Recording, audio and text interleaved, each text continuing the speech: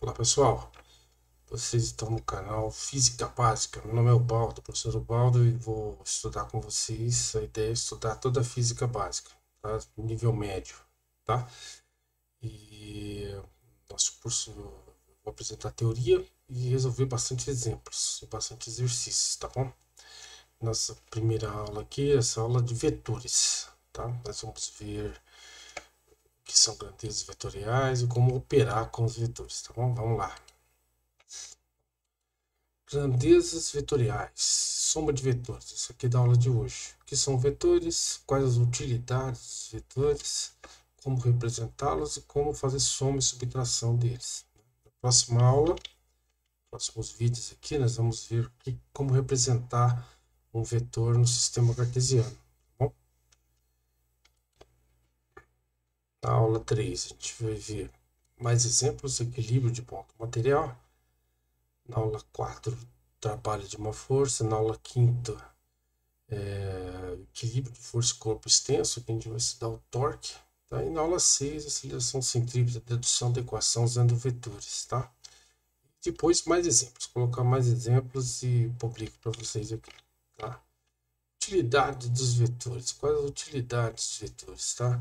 Os vetores são muito úteis, por exemplo, na engenharia. Tá? Projetos de pontes, de torres, de várias coisas nesse sentido. O estudante de engenharia civil entra na faculdade e estuda muita física básica de vetores.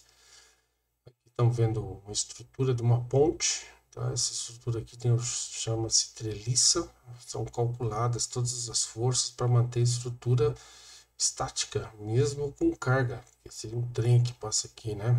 Uma ponte, ela tem que estar fixa, né? Suportar ventos, suportar um monte de coisa. Tá? Outro exemplo de uma ponte muito bonita aqui, ó, pequenas referências. E aqui a base dela, a estrutura, né? E isso permite, esse cálculo de estática, permite calcular quais espessuras, né? Que usar, os materiais que eu vou usar aqui, né? E o formato deles, tá? Bom, vamos lá.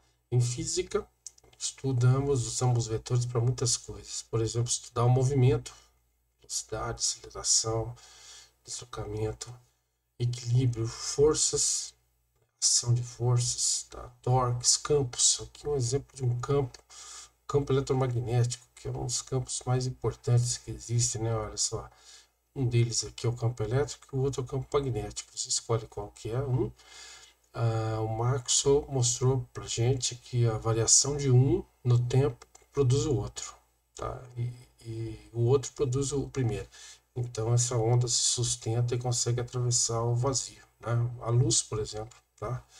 É isso aí que é uma representação vetorial dos campos elétrico e magnético. Aqui um campo elétrico estático, provocado por um dipolo. Dipolo é uma carga positiva separada uma distância pequenininha de uma carga de sinal oposto, né? Menos e mais. E essas flechinhas aqui, esses vetores, mostram o sentido do campo e a intensidade deles. O tamanho do vetor é a intensidade e a direção, né, mostra a direção para onde está apontando o vetor campo elétrico, tá? Essa figura da direita é a mesma coisa. Vocês podem observar que na direção entre as duas cargas o campo é maior, tem intensidade maior e aponta de uma para outra. Conforme em outras posições aqui nesse campo bidimensional, a intensidade vai diminuindo e apontando para outras direções. Tá? Bom, vamos lá. O que são vetores e como representá-los? Grandezas escalares. Por exemplo, a massa. A massa é uma grandeza escalar. Tá? Eu falo que um objeto tem 1 kg, já consigo, só com essa informação, determinar tudo que eu tenho que determinar sobre a massa. Mesma coisa o volume. Volume de 1 litro, 1 metro cúbico. Tá? E a temperatura em relação a uma escala. A temperatura hoje é 25 graus Celsius. Então, todo mundo quem ouvir isso já sabe que é 25 graus na escala Celsius. Já está determinada a temperatura.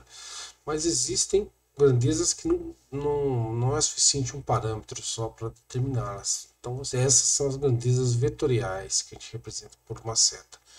Por exemplo, deslocamento. eu tenho um automóvel numa cidade e digo que ele deslocou 100 quilômetros.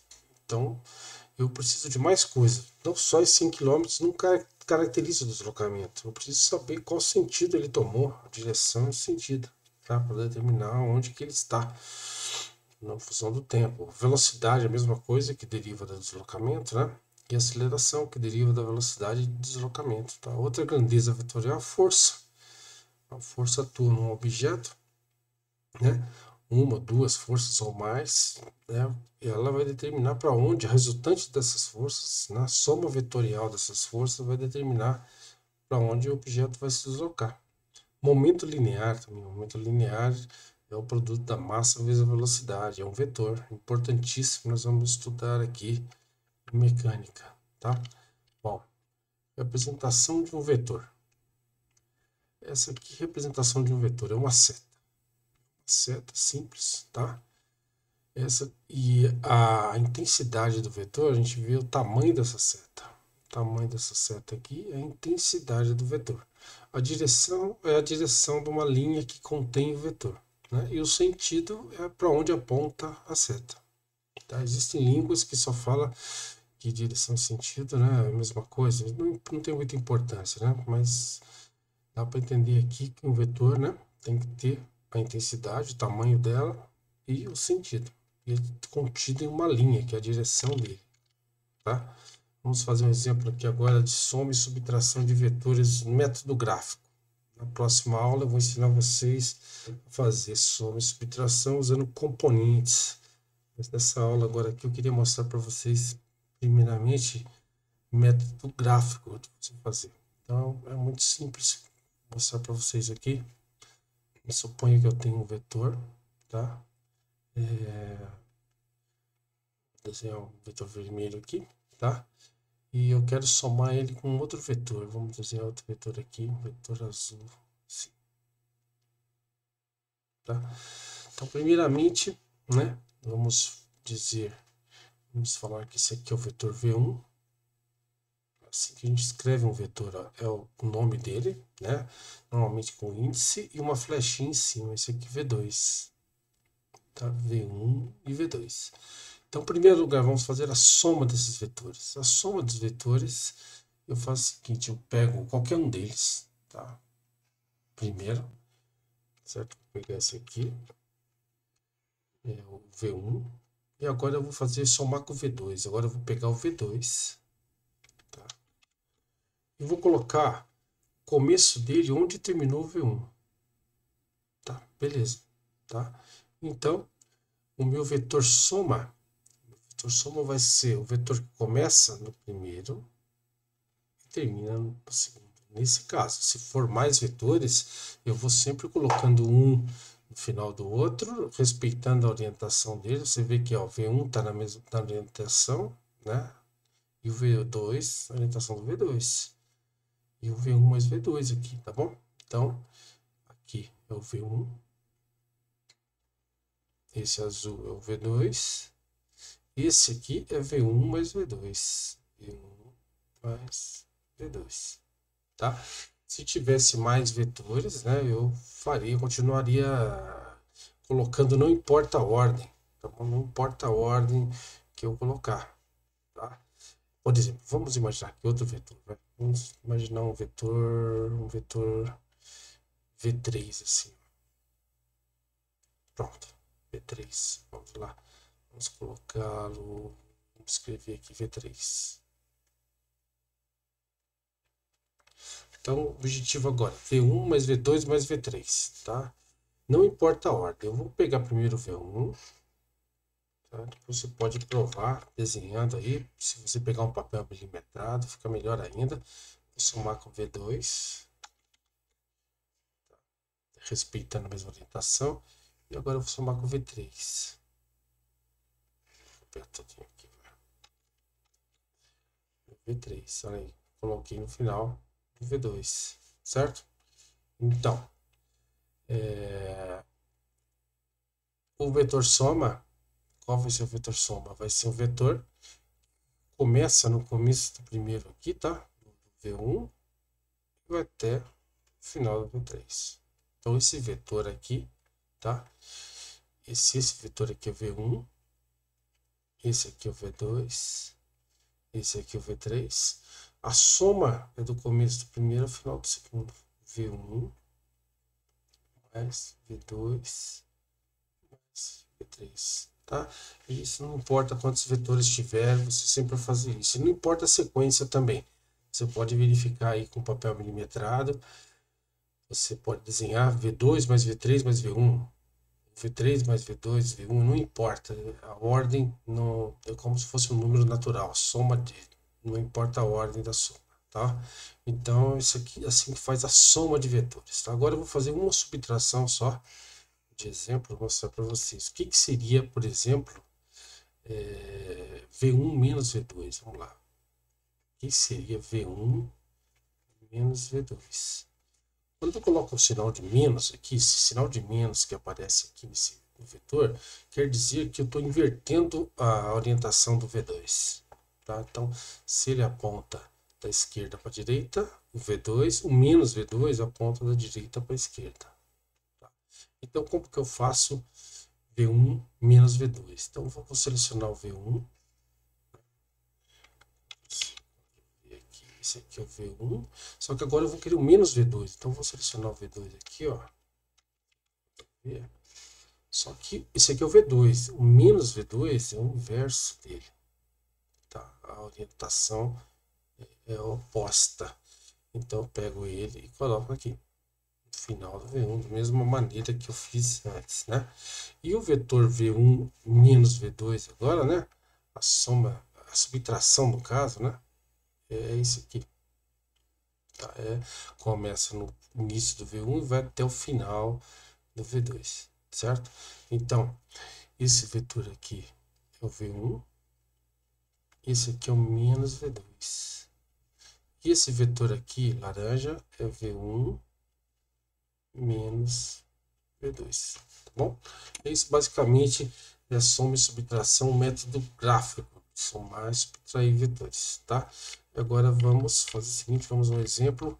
Antes do exemplo, eu queria pegar 10 segundos de vocês e fazer a divulgação do meu livro aqui, que o objetivo é ensinar física, tá? E olha lá, aprenda física do nível médio, aprenda a pensar como um físico. Aqui eu ensino ferramentas matemáticas básicas para entender física, interpretação das equações, como ler uma equação da física, que cada parâmetro faz as posições do parâmetro, o que significam numa equação, a importância das unidades, você conseguir extrair como que há uma fórmula, tá? A partir das unidades, como transformar unidades, essas coisas, análise de dimensões, fala um pouquinho também de métodos de aprendizado, né? E como aproveitar melhor suas aulas na escola. Tá? Ou como aprender sozinho. Aqui, como aprender sozinho, coisas difíceis, método de Feynman. Beleza, vamos continuar, vamos fazer o exemplo agora. Olha o exemplo aqui. Calcule as forças nos cabos da figura abaixo. Olha aqui a figura. Então, temos um corpo de 5 quilos. Ele está suspenso por uma corda. E uma corda aqui oblíqua, né? 45 graus horizontal, presa no suporte. E aqui uma corda horizontal presa no suporte vertical aqui, tá? Então esse é o problema. Esse problema, a gente disse, é um problema de ponto material, equilíbrio de ponto material, porque esse ponto aqui, na verdade, se a gente estudar o equilíbrio só desse ponto aqui é o suficiente. Então o que nós vamos estudar? Nós vamos estudar, né, o equilíbrio desse ponto aqui. Tá? Vamos desenhar então e desenhar as forças. Eu poderia, na próxima aula eu vou ensinar como resolver esse problema usando decomposição de vetores, mas aqui eu vou mostrar usando soma e vetores, método gráfico, que a gente viu agora, tá? Então deixa eu diminuir o tamanho disso aqui para caber. Opa, desculpa aqui, errei. Deixa eu diminuir o tamanho. E agora vamos fazer aqui soma gráfica. Então, primeira coisa que a gente pode ver aqui que é fácil é saber qual a força que atua nessa corda aqui, tá? Nessa corda primeira aqui, né? Nessa primeira corda aqui. Qual a força que atua? É o peso do corpo. Então, o corpo, né? O peso tem 5 quilos e a aceleração da gravidade é 10. Então, o peso, né? O peso é mg. É um vetor, peso é um vetor. Tá? Se eu fizer só a magnitude, eu sei que aqui é para baixo, né? Peso sempre para baixo. Então, a magnitude do peso, ou a intensidade, né? É a massa dele, vezes a aceleração da gravidade. Então, isso aqui vai dar 50 quilogramas metros por segundo ao quadrado. Quilogramas metros por segundo ao quadrado. Essa unidade aparece muito em física em homenagem ao Newton. A gente dá o nome de Newton isso aqui. Então eu vou dar bastante ênfase nesse curso as unidades, tá, pessoal? As unidades, porque é importante saber das unidades. A unidade é o Newton. Então, peso é 50 newtons. Então, sempre que vocês verem Newton, na verdade, vocês estão vendo dois produtos da massa pela aceleração, que no sistema internacional é quilograma metro por segundo ao quadrado. Então já determinamos uma força na corda, nessa corda vertical aqui, que é 50 newtons. Então, eu posso desenhá-la agora, posso desenhar, vamos dar esse ponto aqui, vamos analisar o ponto de equilíbrio. Ele tem 50 para baixo. Então, vou desenhar aqui, ó, 10, 20, 30, 40, 50. Aqui tá? Esse aqui é a minha força de 50 newtons para baixo, é o peso do objeto. Então, essa força aqui é horizontal. E essa força nessa corda oblíqua. Eu vou chamar essa força oblíqua de F1, tá? E essa aqui de F2, tá? Então, olha lá, essa força tá F2 está da esquerda para a direita, tá? E eu sei que ela está na seguinte orientação, ela tem que estar nessa orientação aqui, ó. Tem que estar na orientação horizontal, tá?